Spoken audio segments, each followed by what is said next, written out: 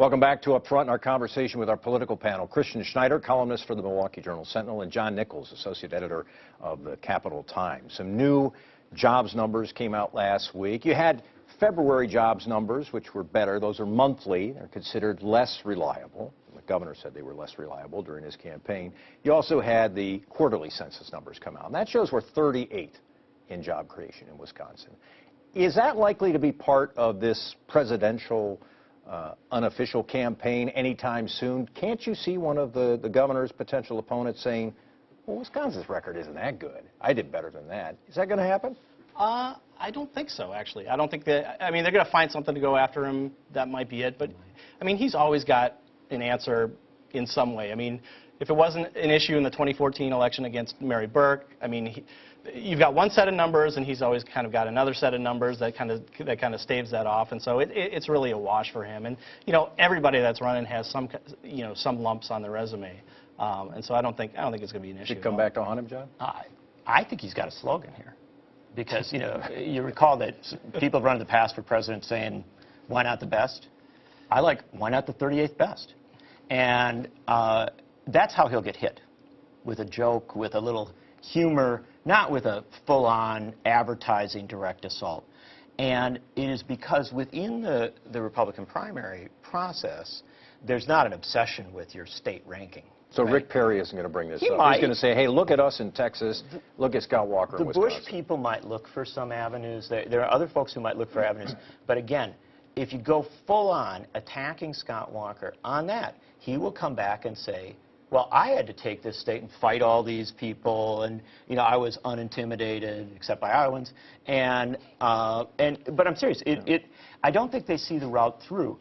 Now, in a November election, it's giant. It's a fabulous issue, and I think that perhaps that's the way that some other Republicans begin to put it in the mix, as part of a broader message that Scott Walker may be a really attractive, you know, aperitif here, but at the end of the day, do you really want to serve him up in November of 2016? Guys, I got just a few seconds left. Let's talk about the race I described as sleepy. Maybe you would describe it otherwise, but it's the Supreme Court race, and you've got Justice Bradley facing Judge Daley in that, and it hasn't received a lot of attention. There hasn't been a lot of talk about it. It's still an important race.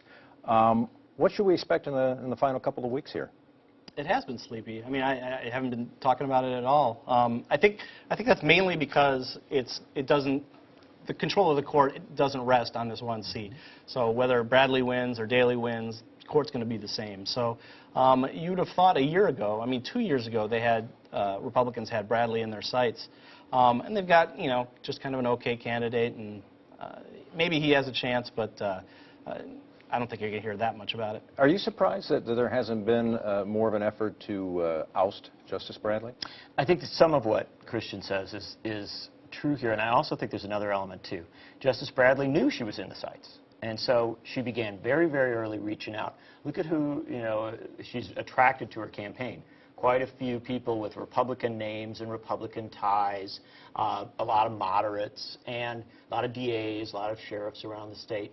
And I think she's made a good baseline effort of preparing for this race and looks to be reasonably strong in it. But I will warn that if you had said, a couple weeks out from a number of previous Supreme Court races in this state, you might have predicted that it was sleepy.